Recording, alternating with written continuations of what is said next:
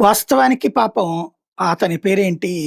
Zelensky మరి బతికుంటాడో లేదో తెలీదు. ఎందుకంటే అమెరికాని అనవసరంగా కవ్విస్తున్నాడు. అమెరికా తాజాగా చేస్తున్నటువంటిది ఉక్రెయిన్‌ని లొంగదీసి రష్యా యుద్ధం ఆపాలనుకుంటోంది. మరి ఏమన్నా ఆయుధ వ్యాపారుల దగ్గర ఆయుధాలు అయిపోయినట్టున్నయి. మళ్ళీ తయారు చేయడానికి 2, 3 ఏళ్ళు పడతది కాబట్టి ఈలోపు యుద్ధాన్ని తగ్గిస్తే బెటరు. ఎందుకంటే దాని భారం అమెరికన్స్ మీదనే పడుతోంది. అమెరికా ఆర్థిక వ్యవస్థ మీదే పడుతోంది. కాబట్టి యుద్ధం ఆపితే అమెరికా ఆర్థిక వ్యవస్థ కొంత సెటరేట్ అవుద్దని భావిస్తున్నట్టున్నాడు. అందుకనే యుద్ధానికి సంబంధించి 28 పాయింట్లతో అతను ఒక ప్రపోజలు దాన్ని రష్యా అంగీకరించడం, ఉక్రెయిన్ అధ్యక్షుడు అంగీకరించకపోవడం, ఉక్రెయిన్ అధ్యక్షుడి దగ్గర ఉన్నటువంటోళ్ళు అంగీకరించడం ఇదంతా జరిగింది. అయితే ఇప్పుడు అకస్మాత్తుగా ఉక్రెయిన్ అధ్యక్షుడు చెప్తుందేంటంటే 100 రఫేల్స్ కొంటాడట. 2025 నవంబర్ 15 ప్యారిస్‌లో ఫ్రాన్స్ అధ్యక్షుడు మాక్రోన్, ఉక్రెయిన్ అధ్యక్షుడు జెలెన్స్కీ కలిసి ప్రకటించింది 100 రఫేల్ జెట్లు కొనుగోలు చేస్తామని చెప్పేసి. దసాల్ట్ ఇప్పటిదాకా 533 రఫేల్స్ ఆర్డర్ తీసుకుంది. అందులో భారతదేశానికి సంబంధించి కూడా ఉంది. వీటిలో 233 జెట్లు డెలివరీ పెండింగ్‌లో ఉంది.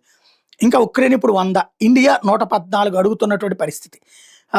మనకు కావాలని అడుగుతున్నాం. ఇక్కడే తయారు చేయమని అడుగుతున్నాం. 2024లో నెలకు 2 జెట్లు చేసేది 2025 చివరికి వచ్చేటప్పటికి నెలకు 3 జెట్లు చేస్తుంది.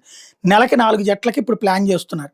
సంవత్సరానికి 48 రఫేల్స్. దీనికోసం ఫ్రాన్స్‌లో మెరిగ్నాక్ ఫ్యాక్టరీ, సెర్గై పొంటెసి సదుపాయాలు చేస్తున్నారు.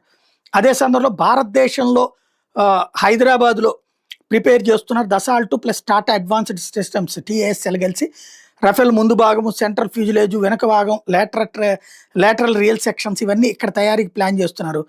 ఫ్రాన్స్ బయట 2028 నుంచి నెలకి 2 ఫ్యూజిలేజులు తయారు చేసే సామర్థ్యాన్ని ఇండియాలో తీసుకొస్తున్నారు. ఇండియాలో రాఫెల్ గ్లోబల్ మ్యానుఫ్యాక్చరింగ్ హబ్‌గా తయారు చేయడానికి రంగం సిద్ధం అవుతుంది.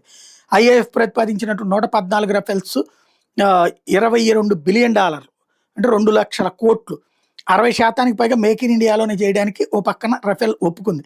దసాల్ట్ వాళ్ళు ఒప్పుకున్నారన్నమాట టాటా ప్రొడక్షన్ తో కలిసి చేయడానికి. M88 ఇంజిన్ ఎంఆర్ఓ హైదరాబాద్లో ఉంటుంది. ఇండియాకి ప్రత్యేకంగా అసెంబ్లింగ్ లైన్ కూడా ఏర్పాటు చేస్తున్నారు. ఇప్పటికే 36 రఫేల్స్ ఆల్రెడీ మన దగ్గర ఉన్నాయి. నేవీ ఇంకొక 26 ఆర్డర్ చేసింది. కొత్తగా 114 వస్తే మొత్తం 176 రఫేల్స్ వస్తాయి. ఇవన్నీ మనకి ఉక్రెయిన్ అధ్యక్షుడు అడిగినటువంటి దానివల్ల అవి కూడా ఇండియాలో తయారు చేయడానికి రెడీ అవుతారు. కాకపోతే ఉక్రెయిన్ దగ్గర నుంచి డబ్బులు ఎక్కడి నుంచి వస్తాయి?